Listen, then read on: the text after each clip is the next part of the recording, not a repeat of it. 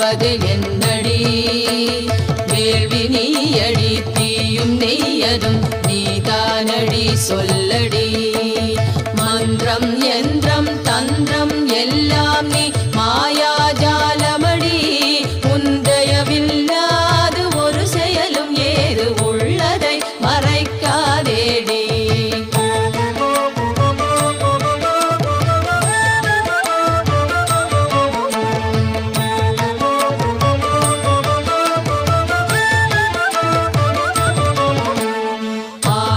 பெண்ணொன்று படைத்தது எதற்கு சொல் கேளிக்கை தாய்